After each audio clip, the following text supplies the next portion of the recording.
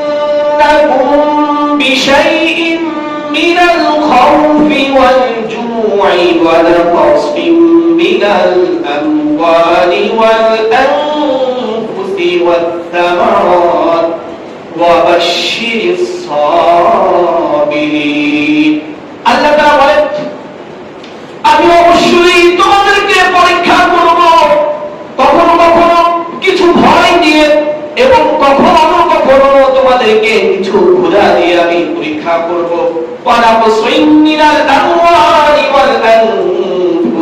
এবং তোমাদের ধন সম্পদ হ্রাসের মাধ্যমে কখনো কখনো তোমাদেরকে পরীক্ষা করব তোমাদের জীবন নাশের মাধ্যমে তোমাদের প্রাণহানির মাধ্যমে কখনো তোমাদেরকে পরীক্ষা করব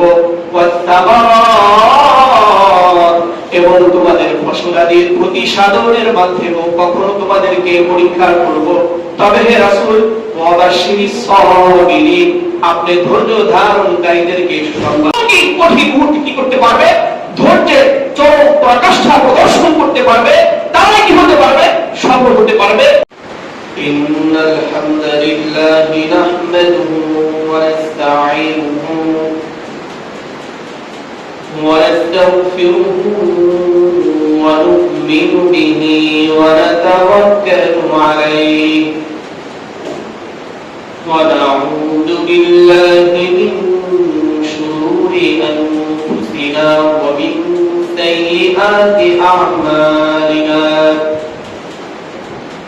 من يهده الله فلا مضل له ومن يضلله فلا هادي له ونشهد أن لا إله إلا الله وحده لا شريك له ونشهد أن سيدنا وسندنا وحبيبنا وطبيبنا وطبيب قلوبنا ومولانا محمدا عبده ورسوله أما بعد فقد قال الله تعالى في كلامه المجيد وفرقانه الحميد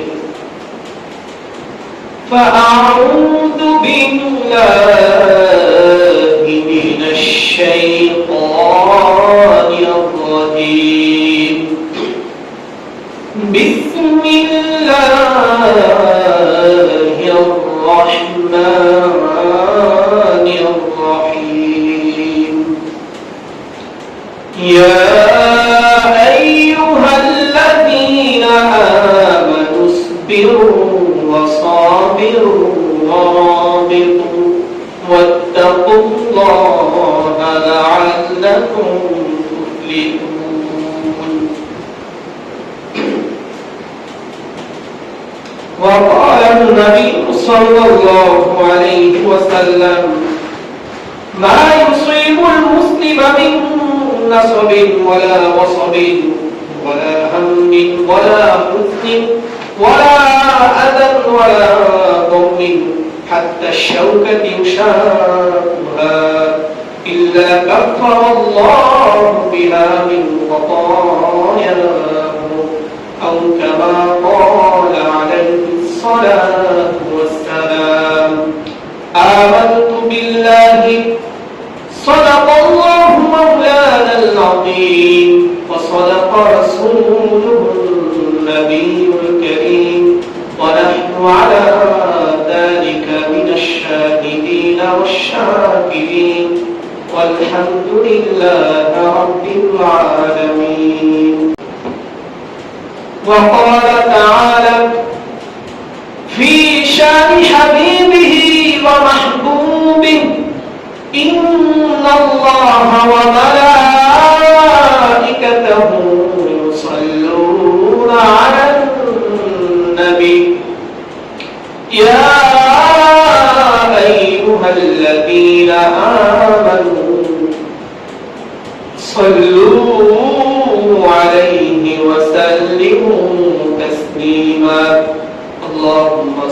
على محمد وعلى آل محمد كما صليت على إبراهيم وعلى آل إبراهيم إنك حميد مجيد اللهم بارك على محمد وعلى آل محمد كما باركت على إبراهيم وعلى آل إبراهيم إنك حميد مجيد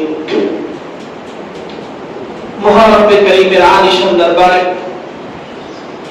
লাখো কোটিবার শুকরিয়া জ্ঞাপন করছি, অনন্তশীলের সুজুদ পেশ করছি যে মহান রব্বুল ইজ্জত জাল্লা শান আমাদেরকে তার পবিত্র ইবাদত জুমা নামাজ আদায়ের লক্ষ্যে তার প্রিয় ঘর মসজিদে আসার বসার সুযোগ করে দিয়েছেন। আমাদেরকে সমাজের সকল প্রতিকূল পরিবেশ অবস্থা থেকে হেফাজত করে যাবতীয় বালা মুসিবত থেকে আমাদেরকে রক্ষা করেছেন। আমাদেরকে তিনি তার ইবাদতের জন্য মনোনীত করেছেন, ফারিক করেছেন।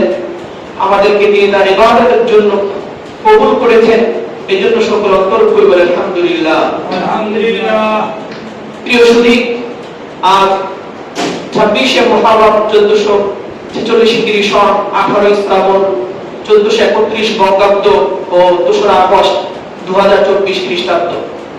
আজকে যে আয়াতে কারিমা তেলাওয়াত করেছি ও হাদিস শরীফ পাঠ করেছি, এই আয়াতে কারিমা ও হাদিসের আলোকে আজকে অত্যন্ত গুরুত্বপূর্ণ বিষয় সম্পর্কে আলোচনা করা হবে। আজকে যে বিষয় নির্ধারণ করা হয়েছে, বিষয়ের নাম হচ্ছে বিজয় ও সফলতা অর্জনের জন্য ধৈর্য সংহতি অপরিহার্য। আজকে যে বিষয় সম্পর্কে আলোচনা করা হবে, আমাদের সকলকে আল্লাহ তাআলা কথাগুলো সুন্দরভাবে বলার ও শোনার তৌফিক দান করেন, সকল আমিন। প্রিয় সুধী,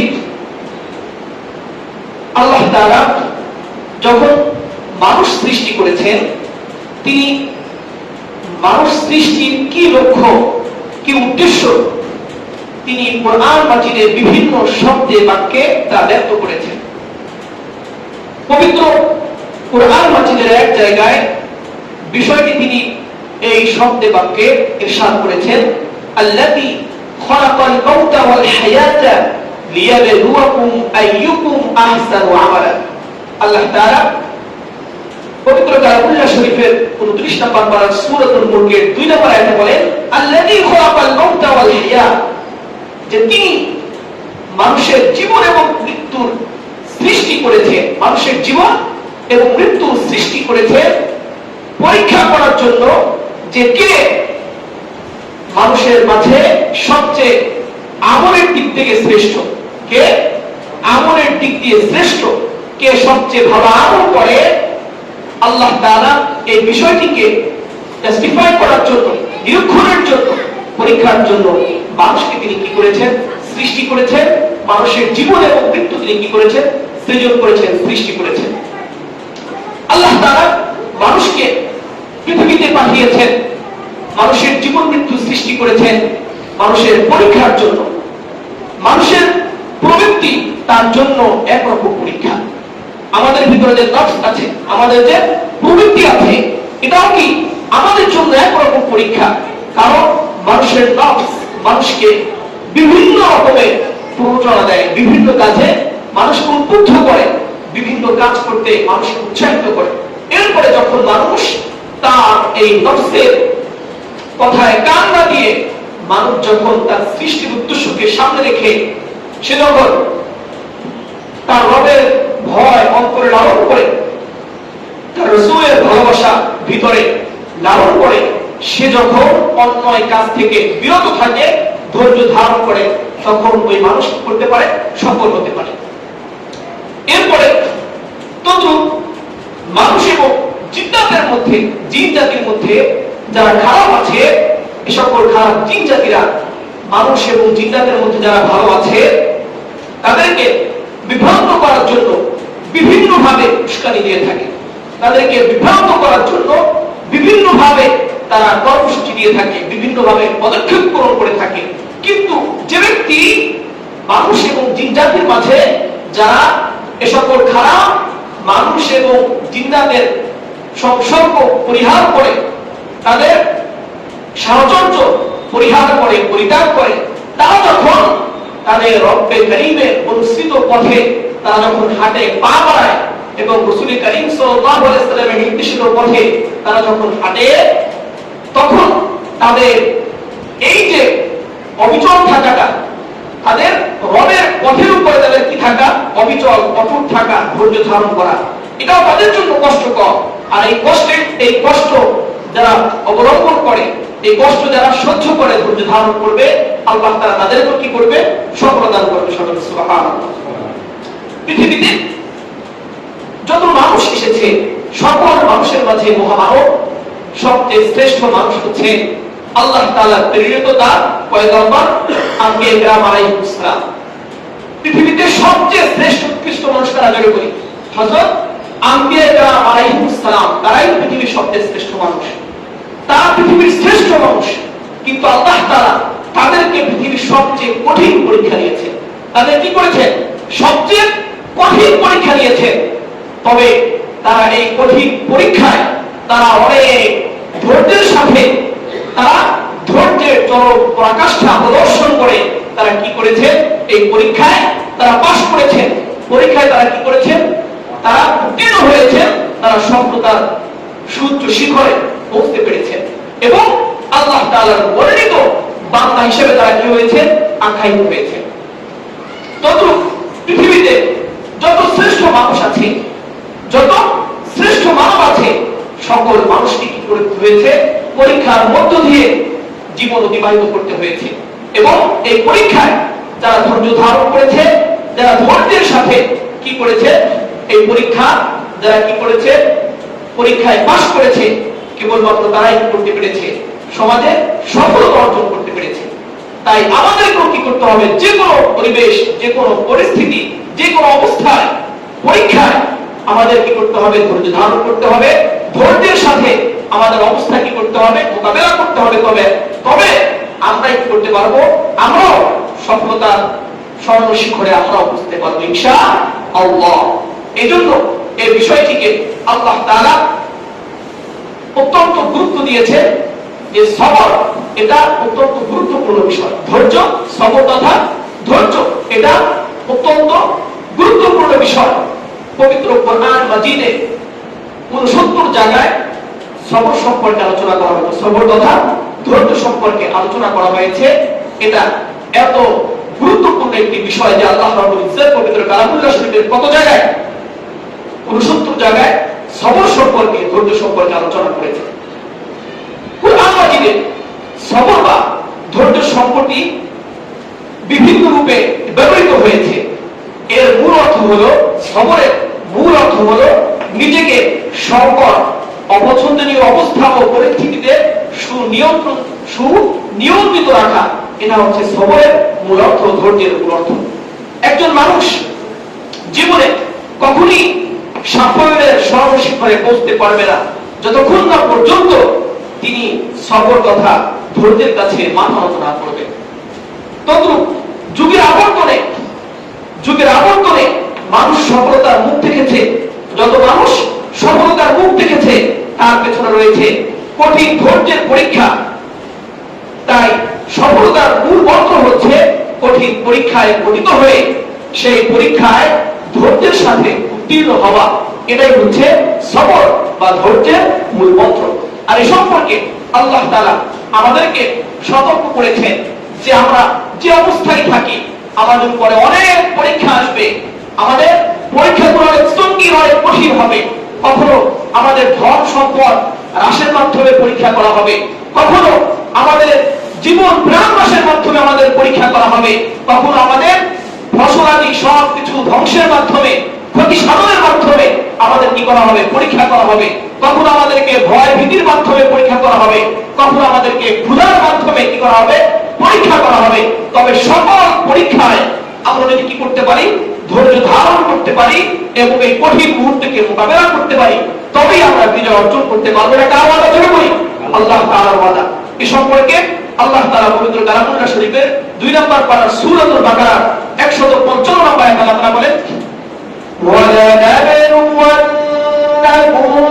بِشَيْءٍ مِّنَ الْخَوْفِ وَالْجُوعِ وَنَقْصٍ مِّنَ الْأَمْوَالِ وَالْأَنفُسِ وَالثَّمَرَاتِ وَبَشِّرِ الصَّابِرِينَ।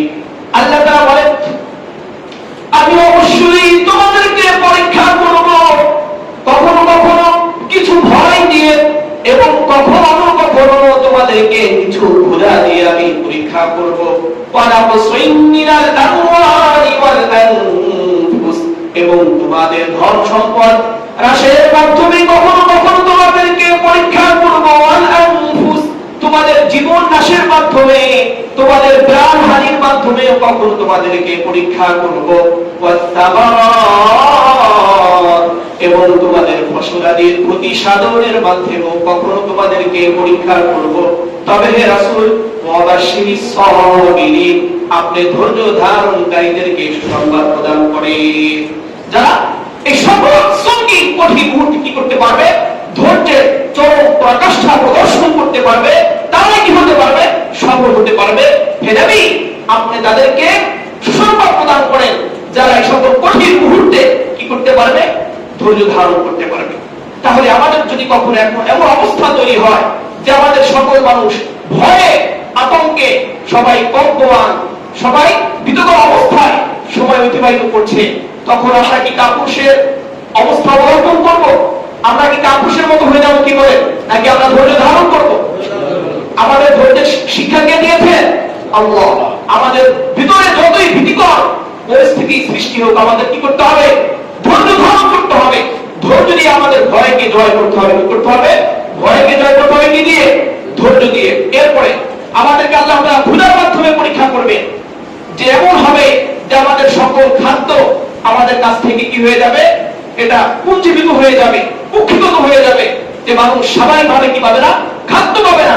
খাদ্যের অভাবে মানুষের কষ্ট করতে হবে, খাদ্যের অভাবে মানুষকে কি করতে হবে, কষ্ট করতে হবে। এই কষ্টের সময় মানুষকে কি করতে হবে, ধৈর্য ধারণ করতে হবে। এই কষ্ট দিয়ে আপনাকে আল্লাহ পরীক্ষা করছেন, আমাকে আল্লাহ কি করছেন, পরীক্ষা করছেন। তদ্রুপ কখনো কখনো কি হয়ে যাবে, আপনার আমার সম্পদ শেষ হয়ে যাবে, সম্পদের ক্রাইসিস, সংকট দেখা দিবে, তখন আমাদের ভয় হবে, আমাদের কি করতে হবে, ধৈর্য ধারণ করতে হবে।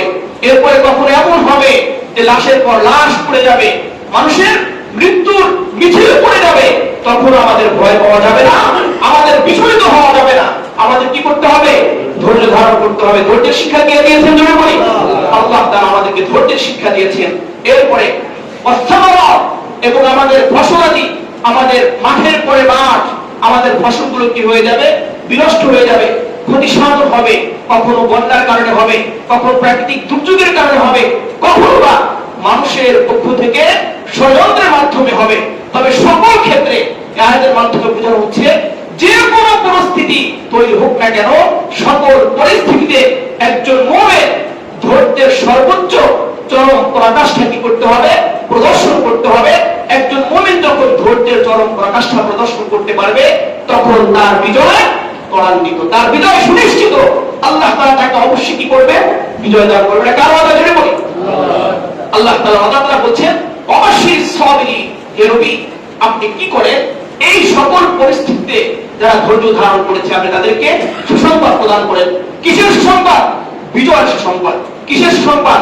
এই সকল ক্রাইসিস মুহূর্ত থেকে, এই সকল ক্রাইসিস মোমেন্ট থেকে তাদের কি করা হবে, নিশ্চিন্ত দেওয়া হবে, তাদেরকে স্বস্তি ফিরিয়ে দেওয়া হবে, তাদেরকে স্বাভাবিক অবস্থা দান করা হবে। এটা কার ওয়াদা জোরে বলি?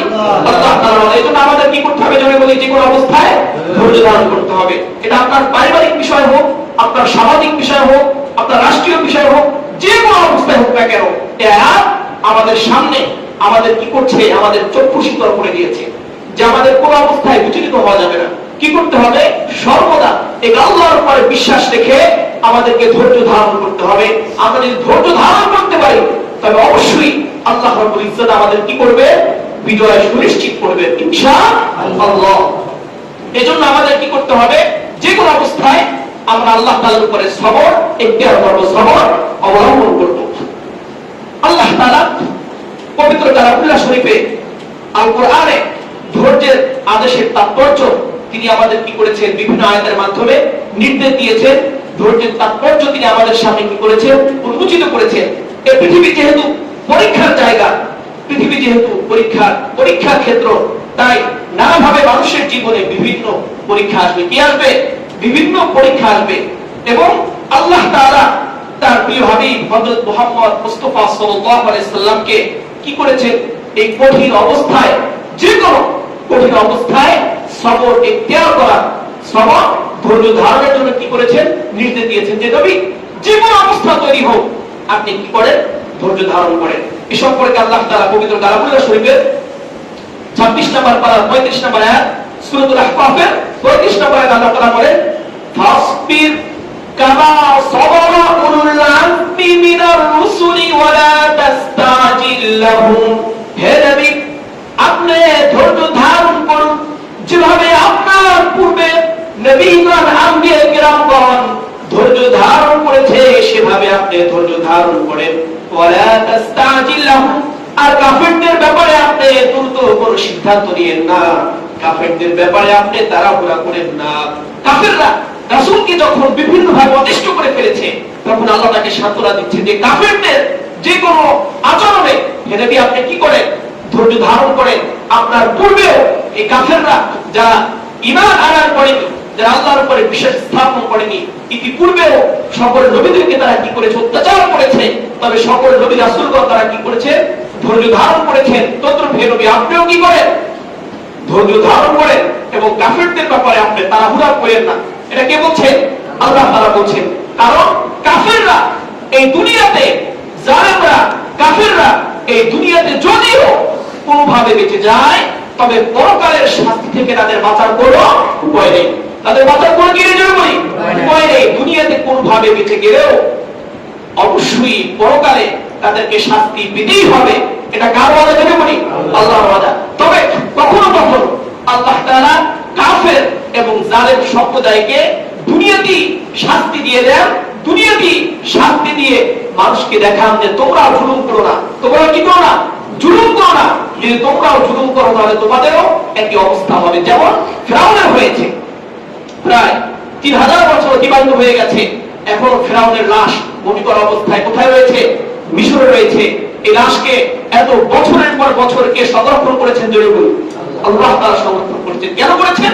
মানুষদেরকে দেখানোর জন্য যে কোন জালেমি কখনো জুলুম করে তারা কখনো কি পেতে পারে না, নিষ্কৃতি পেতে পারে না, তারা নাজাত পেতে পারে না। সে যতই ক্ষমতার অধিকারী হোক, তাকে অবশ্যই আল্লাহ তাআলার শাস্তিতে পতিত হতে হবেই হবে। তাকে অবশ্যই শাস্তি পেতেই হবে। হয়তো আমি আল্লাহ তাকে দুনিয়াতেই শাস্তি দিয়ে দেব মানুষকে দেখানোর জন্য, শিক্ষার জন্য। যদি দুনিয়াতে তাকে শাস্তি না দেয়, তবে আখিরাতের শাস্তি অবশ্যই অবশ্যভাবে আখিরাতের শাস্তিতে তাকে অবশ্যই গ্রেফতার হতেই হবে। এটা কার ওয়াদা করে বলি? আল্লাহ তাআলার ওয়াদা। এজন্য আল্লাহ তাআলা রাসূলকে বলছেন যে আপনি ধৈর্য ধারণ করেন এবং কাফেরদের ব্যাপারে আপনি তাড়াহুড়া করেন না, আপনি তাড়াহুড়া করেন না। এরপর আল্লাহ তাআলা বলেন কাআন্নাহুম ইয়াওমা ইয়ারাউনা মা ইউআদুনা লাম ইয়ালবাতু ইল্লা সাআতাম মিন নাহার। হে নবী, আপনি কাফেরদের ব্যাপারে তাড়াহুড়া করেন না। কাআন্নাহুম ইয়াওমা ইয়ারাউনা মা ইউআদুন, তাদেরকে যেই দিবস সম্পর্কে সতর্ক করা হয়েছিল, যেই দিবসে তাদেরকে প্রস্তুতি, যেই দিবসে তাদেরকে প্রতিজ্ঞা করা হয়েছিল, ওয়াদা দেওয়া হয়েছিল, ওই দিবস যখন তারা দেখবে লাম ইয়ালবাসু ইল্লা সাআতাম মিনান নার, তখন তাদের কাছে মনে হবে তারা যেন দিনের এক সামান্য অংশ পৃথিবীতে বসবাস করেছে। যখন কাফেররা দেখবে যে পরকালের শাস্তি, জাহান্নামের এত কঠিন ভয়াবহ অবস্থা, তখন কাফেররা ভয়ে বিহ্বল হয়ে যাবে। তারা বলবে, হায় আমরা তো দুনিয়াতে একদিনও না বরং একদিনের সামান্য মুহূর্ত আমরা কি করেছি, দুনিয়াতে বসবাস করেছি। তাদের কাছে কি মনে হবে যে দুনিয়াতে ফেরাউন কত বছর রাজত্ব করেছে? 400 বছর। প্রায় কত বছর? 400 বছর মানুষের প্রতি জুলুম করেছে। তদ্রূপ বিভিন্ন সময় বিভিন্ন জালেমরা বছরের পর বছর, কেউ 10 বছর, 20 বছর, 40 বছর, 50 বছর, এরপরে জুলুমের মাত্রা আল্লাহ তাআলা যখন কি করেছেন, লাগাম টেনে ধরেছেন, তার পতন হয়েছে। পতন হওয়ার পরে যখন তারা কাল কিয়ামতের দিন তাদের এই বিভীষিকা অবস্থা যখন তারা দেখবে, জাহান্নামের ভয়াবহ অবস্থা যখন তারা দেখবে, তখন তাদের কাছে মনে হবে এই দুনিয়ার 40 বছর এটা তো আখিরাতের শাস্তির তুলনায় দুনিয়ার সামান্যতম একদিন অংশ না, কি না? একটা দিন, এই একটা দিন একাধিক ভাগ করলে যে সময় হয় আখিরাতের শাস্তি দেখার পরে ফিরাউনের মনে হবে আমি 400 বছর রাজত্ব করে মানুষকে যে কষ্ট দিয়েছি, যে জুলুম করেছি, এই 400 বছর এটা তো আখিরাতের একদিনের তুলনায়, এটা তো আখিরাতের যে সময়, আখিরাতের যে শাস্তি, কঠিন যে অবস্থা, তার কাছে মনে হবে সে দুনিয়াতে কেবলমাত্র একদিন বসবাস করেছে। একদিন না, একদিনেরও সামান্যতম সময় সে কি করেছে, এই দুনিয়াতে সে কি করেছে, থেকেছে। তাহলে বুঝেন কত কঠিন অবস্থা, কত কঠিন শাস্তির কথা আল্লাহ তাআলা কাফেরদেরকে শুনিয়েছেন। যখন তারা এই অবস্থা দেখবে তখন তাদের কি হুঁশ ফিরে আসবে, কিন্তু তাদের এই হুঁশ ফিরে আসাটা তখন তাদের কোনো উপকারে আসবে না, তাদেরকে কোনো ফায়দা দিবে না, তাদের কোনো কাজে আসবে না। এজন্য কাফের সম্প্রদায় যখন রাসূলকে কি করেছে, নির্যাতন করেছে, তখন আল্লাহ তাআলা বলেছেন রাসূল আপনি বিচলিত হয়েন না, আপনি তাদের ব্যাপারে ত্বরান্বিত সিদ্ধান্ত নিয়েন না, বরং আপনি ধৈর্য ধারণ করেন। এরপরে যখন তাদের সময় আসবে তখন তাদের কাছে মনে হবে যে তারা যেন পৃথিবীর দুনিয়াতে একদিনেরও সামান্যতম সময় তারা পৃথিবীতে কি করেছে, বসবাস করেছে। অতএব আপনার ভয়ের কোনো কারণ নেই, আপনি ধৈর্য ধারণ করেন। এই আয়াতের মাধ্যমে আমাদের কিসের শিক্ষা দেওয়া হচ্ছে জোরে বলি? ধৈর্যের শিক্ষা দেওয়া হচ্ছে। কিসের শিক্ষা জোরে বলি? ধৈর্যের শিক্ষা দেওয়া হয়েছে। যে ধৈর্য শুধু আমরা ধরবো নাকি আমাদের পূর্বপুরুষরাও কি করেছে, ধৈর্য ধারণ করেছে। সকল নবী রাসূলগণ ধৈর্য ধারণ করেছে, তদ্রূপ সকল শ্রেষ্ঠ মানুষরাও কি করেছে, সকল বিষয় তারা কি করেছে, ধৈর্য ধারণ করেছে। তদ্রূপ আমাদেরকেও যে কোনো অবস্থায় কি করতে হবে জোরে বলি? ধৈর্য ধারণ করতে হবে। এরপর আল্লাহ তাআলা বলেন ফালা বানাও, এই দাওয়াত, এটা পৌঁছে দেওয়া তা রাসূলের দায়িত্ব। ফাহাল ইউহলাকু ইল্লাল কওমুল ফাসিকুন, আর কাফের সম্প্রদায়ের জন্য কেবলমাত্র ধ্বংসই অনিবার্য। কাফের সম্প্রদায়ের জন্য কি জোরে বলি? ধ্বংসই অনিবার্য। তাহলে আমরা এই আয়াতের মাধ্যমে শিক্ষা পাচ্ছি যে আমাদের জুলুম করা যাবে না, জুলুম থেকে বেঁচে থাকতে হবে, আর যে কোনো কঠিন অবস্থায় আমাদের কি করতে হবে, ধৈর্য ধারণ করতে হবে। এরপরে সফলতার জন্য আমাদের ধৈর্য দরকার। সফলতার জন্য ধৈর্য, দৃঢ়তা, সংহতি এটা মানুষের অনিবার্য। কোন মানুষ যদি সফলতা পেতে চায় তাহলে তাকে অবশ্যই কি করতে হবে, ধৈর্য ধারণ করতে হবে, দৃঢ়তা প্রদর্শন করতে হবে, এবং তাকে অবশ্যই সংহতি, ঐক্যবদ্ধ অবস্থান গ্রহণ করতে হবে। আল্লাহ তাআলা এই আয়াতটি যদিও কাফেরদের সম্পর্কে অবতীর্ণ হয়েছে, যুদ্ধের ক্ষেত্রে কাফেরদের মোকাবেলায়, যুদ্ধের ক্ষেত্রে আয়াতটি অবতীর্ণ হয়েছে, এরপরও এই আয়াতের মাধ্যমে আমাদের শিক্ষা হচ্ছে যে কোনো অবস্থায় আমাদের কি করতে হবে, ধৈর্য ধারণ করতে হবে। আল্লাহ তাআলা এই সম্পর্কে পবিত্র কালামুল শরীফের 4 নম্বর পারা সূরা আলে ইমরানের 200 নম্বর আয়াতে আল্লাহ তাআলা বলেন ইয়া আইয়ুহাল্লাযীনা আমানুসবিরু ওয়া সাবিরু ওয়া রাবিতু ওয়াত্তাকুল্লাহা লাআল্লাকুম তুফলিহুন। হে নবী, হে ইমানদারগণ, ইয়া আইয়ুহাল্লাযীনা আমানু, হে ইমানদারগণ, তোমরা ধৈর্য ধারণ করো এবং যুদ্ধের সময় তোমরা কাফেরদের মোকাবেলায়, যুদ্ধের সময় তোমরা অবিচল থাকে দৃঢ়তা অবলম্বন করো। ওয়ারাবিতু, এবং তোমরা সুসংহত, সংঘবদ্ধ থাকো।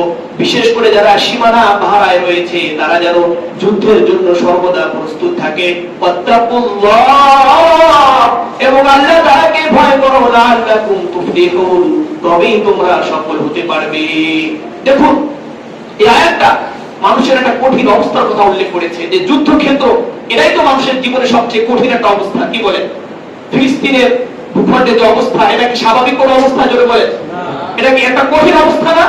এরপরে যে কোনো জায়গায় যেখানে রণক্ষেত্র হয়, যেখানে মানুষের প্রাণহানির ঘটনা ঘটে, যুদ্ধক্ষেত্র যেখানে আগ্নেয়াস্ত্র ব্যবহার করা হয়, যেখানে বোম ব্লাস্ট করা হয়, মানুষকে হত্যা করা হয়, এমন অবস্থা কি স্বাভাবিক নাকি কঠিন? এই কঠিন অবস্থায় আমাদের কি শিক্ষা? আল্লাহ আমাদের কি শিক্ষা দিচ্ছে? যে ইয়াল্লাযীনা আমানুসবিরু, তোমরা ধৈর্য ধারণ করো, ধৈর্যের সাথে অবস্থা মোকাবেলা করতে হবে। ওয়াসাবিরু, এবং কাফেরদের মোকাবেলায় কি করতে হবে, দৃঢ়তা অবলম্বন করতে হবে। এরপরে আল্লাহ তাআলা বলেন ওয়ারাবিতু, সংঘবদ্ধভাবে যুদ্ধের জন্য কি থাকতে হবে, প্রস্তুত থাকতে হবে। যদি এটা করে তাহলে তারা কি করতে পারবে? সফল হতে পারবে, সফল কাম হতে পারবে। তো আমাদের এই আয়াতের মাধ্যমে শিক্ষা হচ্ছে যে আমরাও কি করব, আমাদের যে কোনো কঠিন অবস্থায় আমরা কি করবো জোরে বলি? ধৈর্য ধারণ করব, ধৈর্যের শিক্ষা। আর যারা এই ধৈর্য ধারণ করবে, যারা ধৈর্যের চরম পরাকাষ্ঠা প্রদর্শন করবে, তাদের কি হবে, তাদের পুরস্কার কি হবে, এ সম্পর্কে আল্লাহ তাআলা বলছেন। আল্লাহ তাআলা ধৈর্য ধারণকারীদের, আল্লাহ তাআলার প্রতি ধৈর্য ধারণকারীদের আল্লাহ তাআলার পক্ষ থেকে পুরস্কার, আল্লাহ তাআলার পক্ষ থেকে সাহায্যের কি করেছেন আল্লাহ তাআলা ওয়াদা করেছেন। এ সম্পর্কে আল্লাহ তাআলা পবিত্র কালামুল্লাহ শরীফের সূরাতুল বাকারার 153 নম্বর আয়াতে আল্লাহ তাআলা বলেন, ইয়া আইয়ুহাল্লাযীনা আমানু ইসতাঈনু বিস-সাবরি ওয়াস-সালাহ ইন্নাল্লাহা মা'আস-সাবিরিন। ইয়া আইয়ুহাল্লাযীনা আমানু, হে ঈমানদারগণ, ইসতাঈনু বিস-সাবরি ওয়াস-সালাহ, তোমরা আল্লাহ তাআলার কাছে সাহায্য চাও ধৈর্যের মাধ্যমে এবং নামাজের মাধ্যমে। কিসের মাধ্যমে যেন বলি? ধৈর্যের মাধ্যমে আল্লাহ তাআলার কাছে সাহায্য চাইতে হবে এবং নামাজের মাধ্যমে, প্রার্থনার মাধ্যমে আল্লাহ তাআলার কাছে সাহায্য চাইতে হবে। আমরা যদি ধৈর্যের মাধ্যমে ধৈর্য ধারণ করি, আমরা যদি কি করি, ধৈর্য ধারণ করি এবং পাশাপাশি ইবাদতের মাধ্যমে, নামাজের মাধ্যমে আমরা যদি আল্লাহ তাআলার কাছে সাহায্য চাই, আল্লাহ তাআলা বলেন ইন্নাল্লাহা মা'আস-সাবিরিন, আল্লাহ তাআলা নিশ্চয়ই সবরকারীদের সাথে রয়েছে। সুবহানাল্লাহ। আল্লাহ তাআলা কাদের সাথে জড়িত বলি? সবরকারীদের সাথে, যারা ধৈর্য অবলম্বন করবে, যারা কি করবে, যারা ধৈর্যশীল হবে, ধৈর্য ধারণ করবে। আল্লাহ তাআলা কাদের সাথে জড়িত বলি? জালেমদের সাথে। কি বলেন? আল্লাহ তাআলা কাদের সাথে?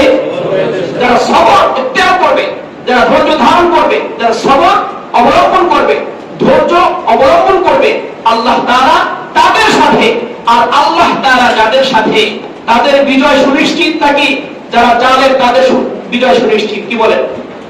কেউ কথা বলেন? বিজয় কাদের জন্য? আল্লাহ তাআলা যাদের সাথে তাদের, নাকি যারা জালেম তাদের? আল্লাহ তাআলা যার সাথে আছে, পৃথিবীর কোন পরাশক্তি তাকে কিছু করতে পারবে না।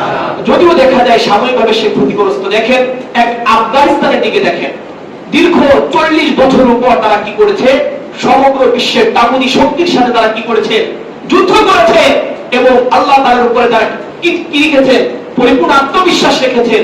আল্লাহ তাআলার কাছে তারা ইবাদতের মাধ্যমে, নামাজের মাধ্যমে আল্লাহ তাআলা সাহায্য চেয়েছেন, ধৈর্যের মাধ্যমে তারা আল্লাহ তাআলার কাছে সাহায্য চেয়েছে। 40 বছর পরে সারা পৃথিবীর পরাশক্তি তাদের কাছে মাথা নত করেছে। এই দৃষ্টান্ত পৃথিবীতে আছে না নাই বলি? এটা কি আমাদের চোখের সামনে, নাকি আর 100 বছর আগের ঘটনা? আমাদের চোখের সামনে। এই প্রজন্মের, তরুণ প্রজন্মের সকল মানুষের সামনে যারা সাধারণ হয়েছে, সবাই এটা দেখেছে। পৃথিবীর সবচেয়ে সুপার পাওয়ার আমেরিকা আফগানিস্তানের কাছে কি করেছে? আত্মসমর্পণ করেছে, তাদের কাছে মাথা নত করেছে। এর কারণ কি? তারা দীর্ঘ 40 বছর পর্যন্ত ধৈর্য ধারণ করেছে। কি করেছে? ধৈর্য ধারণ করেছে। তারা এই ধৈর্যের চরম প্রকাষ্ঠা প্রদর্শনের কারণে আল্লাহ তাআলা কাফেরদেরকে তাদের কাছে পরাজিত করেছেন, জালেমদেরকে তাদের কাছে পরাজিত করেছেন। আর আফগান, যদিও কিছু তাগুতি মিডিয়া আফগানের বিরুদ্ধে, আফগানিস্তানের বিরুদ্ধে অপপ্রচার চালায়, পৃথিবীতে আফগানিস্তান এখনো যে অবস্থানে আছে, এমন সুশৃঙ্খল রাষ্ট্র পৃথিবীতে খুব কমই আছে। কোন চোর চুরি করার সাহস পায় না, কোন দুর্নীতিবাজ দুর্নীতি করার সাহস পায় না, কোন জালেম জুলুম করার সাহস পায় না। মা বোনেরা স্বেচ্ছায় স্বাভাবিকভাবে রাস্তা দিয়ে হেঁটে যাচ্ছে, তাদের কোনো ভয় নেই। কোন চোর কারো ঘরে চুরি করবে এই সাহস করতে পারে না। কোন দুর্নীতিবাজ দেশের অর্থ লুটে দিবে এই সাহস নেই। এক কথায় সকল প্রকার জুলুমের দরজা বন্ধ হয়ে গেছে। কোথায়? বর্তমান আফগানিস্তান আমাদের দুইটি রাষ্ট্রের পরেই অবস্থিত ভৌগোলিক সীমানায়। এই আফগানের ভিতরে এমন অবস্থা কেমন হয়েছে যে তারা কি করেছে? ধৈর্য ধারণ করেছে এবং পাশাপাশি আল্লাহ তাআলার কাছে সাহায্য চেয়েছে। তাহলে ধৈর্য এবং সাহায্য, এটা কার শিক্ষা? আল্লাহ তাআলার শিক্ষা। মুমিনের কর্তব্য হচ্ছে যে কোনো পরিস্থিতিতে তারা কি করবে? আল্লাহ তাআলার কাছে সাহায্য চাইবে, পাশাপাশি ধৈর্য ধারণ করবে। আর যারাই ধৈর্য ধারণ করবে তাদের সাথে কে থাকবেন জোরে বলি? ইন্নাল্লাহা মা'আস-সাবিরিন। আল্লাহ তাআলা ধৈর্য ধারণকারীদের সাথে আছে। তদ্রূপ আল্লাহ তাআলা যাদের সাথে থাকবে তারাই পৃথিবীতে বিজয়ী হবে, তারাই পৃথিবীতে সফলতা দেখতে পারবে, তারাই পৃথিবীর সবচেয়ে সফল কাম জাতিতে পরিণত হবে। সবাই সুবহানাল্লাহ। এজন্য আমরা যদি সফল জাতিতে পরিণত হতে চাই, আমাদের শিক্ষা কয়টি জন্য বলি? দুইটি। কয়টি জন্য বলি? আমরা নামাজের মাধ্যমে আল্লাহ তাআলার কাছে সাহায্য চাইবো। আর কিসের মাধ্যমে? ধৈর্য অবলম্বনের মাধ্যমে আল্লাহ তাআলার কাছে সাহায্য চাইবো। তবে আমরা কি হতে পারবো? আল্লাহ তাআলাকে আমাদের কাছে পেয়ে যাব। আর আল্লাহ তাআলা যার সাথে আছে, পৃথিবীর কোন শক্তি তাদেরকে কখনোই পরাজিত করতে পারবে না। যেমন আফগানিস্তানে আপনারা দেখেছেন, খালি পায়ে, জুতা পায়ে নেই, জুতা পায়ে নেই, মাথায় কিছু নেই, গায়ে কাপড়টা ছেঁড়া, এমন একজন মানুষকে দেখেও আমেরিকার মেরিন সেনারা ভয়ে কম্পমান, সবাই ভয়ে দৌড়ে পালাচ্ছে। এই ভয় তাদের ভিতরে কে সৃষ্টি করে দিয়েছিলেন? আল্লাহ তাআলা। তদ্রূপ আমরা যদি তাদের মতো ঈমানী শক্তিতে বৈরান হয়ে, তদ্রূপ আমাদেরকে দেখেও কাফেররা কি হবে? অবশ্যই পিছপা হবে। যারা মানুষদের প্রতি জুলুম করে তারা পিছপা হবে। এজন্য আমরা যদি বিজয় চাই, আমাদের কি করতে হবে? ধৈর্য ধারণ করতে হবে, নামাজের মাধ্যমে আল্লাহ তাআলার কাছে প্রার্থনা করতে হবে। এ সম্পর্কে আল্লাহ তাআলা আরো বলেন, সূরাতুল বাকারা 157 নম্বর আয়াতে আল্লাহ তাআলা বলেন, আল্লাযীনা ইযা আসাবাতহুম মুসীবাতুন ক্বালু ইন্না লিল্লাহি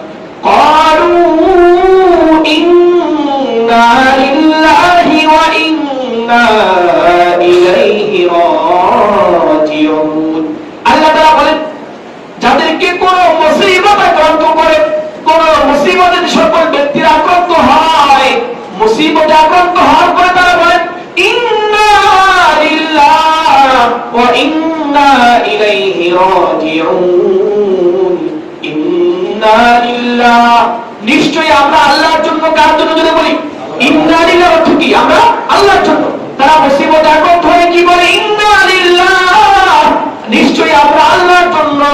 ওয়া ইন্না ইলাইহি রাজিউন, আর আমরা আল্লাহ তাআলার কাছেই ফিরে যাব। আমরা কি করব?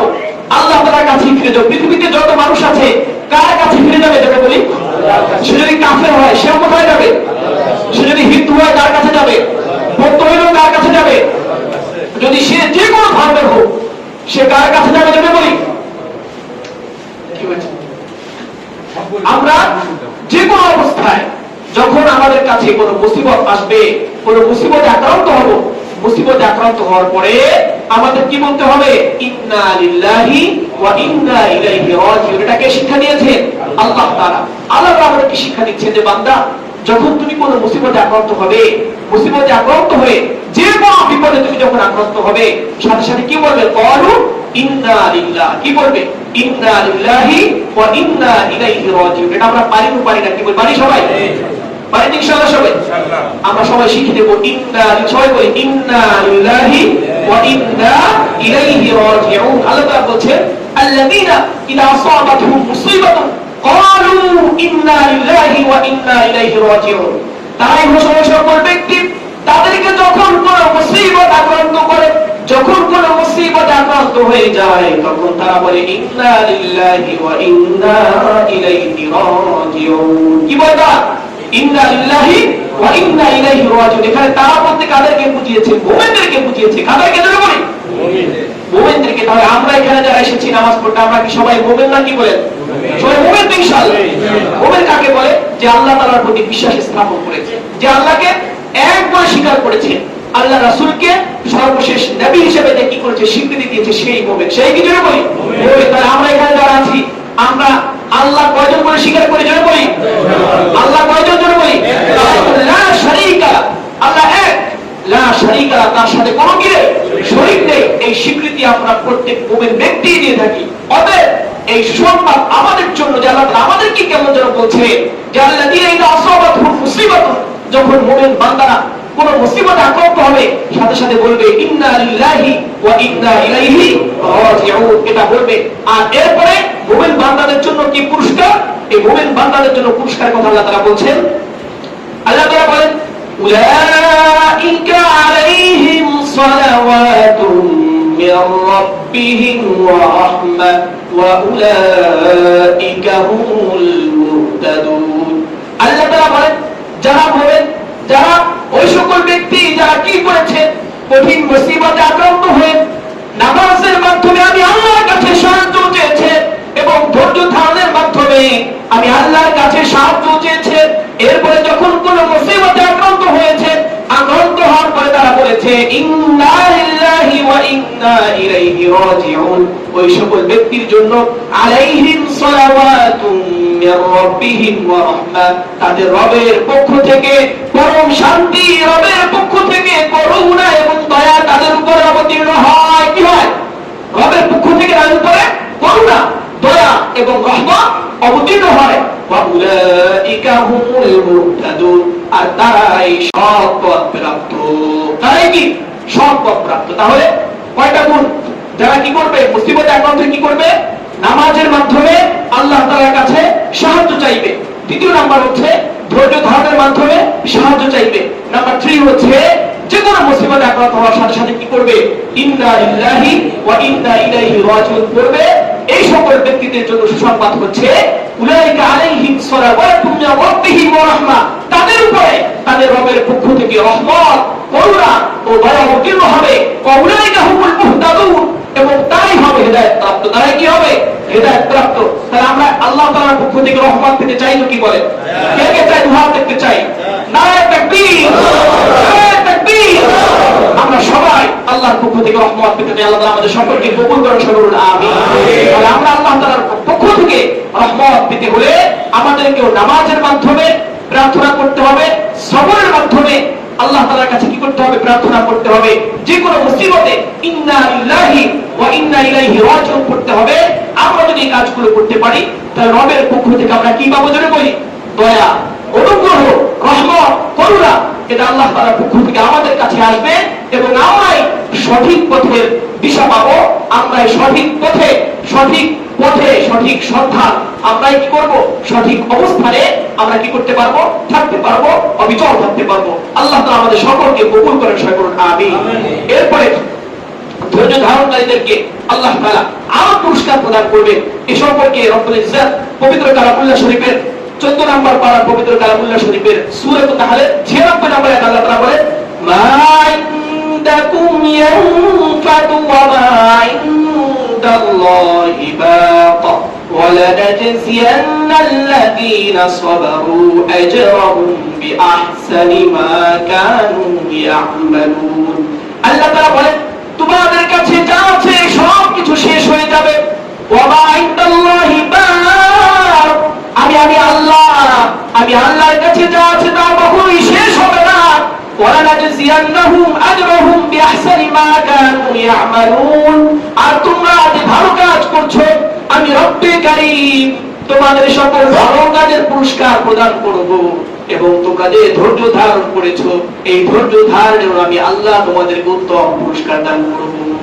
তাহলে ধৈর্য ধারণ করে উত্তম পুরস্কার কে দান করবেন? জোরে বলি আল্লাহ। এটা আল্লাহ তাআলা বলেন ওয়া লানাজজিয়ান্নাল্লাযীনা সাবারু আজরাহুম বিআহসানি মা কানু ইয়া'মালুন, যারা ধৈর্য ধারণ করবে আমি আল্লাহ তাদের এই উৎকৃষ্ট কর্মপন্থা অবলম্বনের কারণে আমি তাদেরকে অবশ্যই কি করব? পুরস্কৃত করব, তাদেরকে পুরস্কার দান করব। আর আমি আল্লাহর কাছে পুরস্কারের কোনো কমতি নেই। তোমাদের কাছে যা আছে সব শেষ হয়ে যাবে, কিন্তু আমি আল্লাহর কাছে যা আছে এটা কখনোই কি হবে না? শেষ হবে না। তাহলে পুরস্কারের আশা আমরা কার কাছ থেকে করব? আল্লাহ তাআলার কাছ থেকে আমরা করব। এরপরে আরেকটি হাদিস পড়ে শেষ করে দিব। হযরত আবু হুরায়রা রাদিয়াল্লাহু আনহু থেকে বর্ণিত হাদিসটি বুখারী শরীফের 5239 নম্বর হাদিস। হযরত আবু হুরায়রা রাদিয়াল্লাহু আনহু বলেন রাসূল কারীম সাল্লাল্লাহু আলাইহি ওয়াসাল্লাম বলেছেন মা ইউসিবুল মুসলিমা মিন নাসাবিন ওয়ালা ওয়াসাবিন ওয়ালা হাম্মিন ওয়ালা হুজনিন ওয়ালা আদা ওয়ালা দাম্মিন হাত্তা শাওকাতু শাকুহা ইল্লা কাফারাল্লাহু বিহা মিন খাতায়াহু। মুসলিম ব্যক্তির উপরে, মুসলিম বান্দার উপরে যে বিপদ আসবে, যে কষ্ট আসবে, যে রোগ শোক আসবে, তার যে চিন্তা, দুর্দশা, যে অবস্থা তার সৃষ্টি হবে, ওয়ালা আদা ওয়ালা দাম্মিন, যে কষ্টের অবস্থা তার উপরে সৃষ্টি হবে, যে পেরেশানির অবস্থা তার উপরে আছড়ে পড়বে, হাত্তা শাওকাতু শাকুহা, এমনকি একটা কাঁটাও যদি তার শরীরে বিদ্ধ হয় ইল্লা কাফারাল্লাহু বিহা মিন খাতায়াহু, আল্লাহ তাআলা এর বদৌলতে তার গুনাহগুলো মাফ করে দেবেন। সুবহানাল্লাহ। তাহলে আমরা যে কোনো অবস্থায় পতিত হলে এটা আমাদের জন্য কি লাভ না ক্ষতি? কি বলেন? লাভ। তাহলে মুমিনরা, মুসলিমরা কোন অবস্থায় যদি যে কোনো অবস্থার সম্মুখীন হোক, কষ্ট হোক, চিন্তা হোক, দুর্দশা হোক, রোগ শোক হোক, বালা মুসিবত হোক, পা কেটে যাক, হাত কেটে যায়, যে কোনো অবস্থায় তৈরি হোক, এতে মুমিনদের ক্ষতি আল্লাহ করে বলি মুমিনদের লাভ কি লাভ? মুমিনদের এই সকল কষ্টের কারণে আল্লাহ তাআলা তাদের গুনাহগুলো মাফ করে দিবে। সুবহানাল্লাহ। এজন্য যে কোনো অবস্থাতে আমরা কি করব না, আমরা বিচলিত হব না, বরং আমরা কি করব, সবরের শিক্ষা অর্জন করে আমরা ধৈর্য ধারণ করব। সবাই রাজি আছেন ইনশাআল্লাহ? আমাদের যে কোনো অবস্থায় আমরা সবর ইখতিয়ার করব, তবেই আমরা উভয় ধারে সফলতা অর্জন করতে পারবো। আল্লাহ তাআলা আমাদের সকলকে সবরের শিক্ষা গ্রহণ করে আমাদের জীবনে বাস্তবায়ন করার তৌফিক দান করেন। সকলের আমিন।